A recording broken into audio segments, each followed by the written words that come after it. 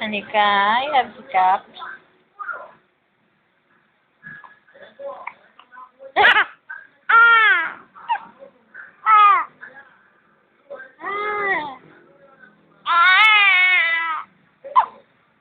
Sinok?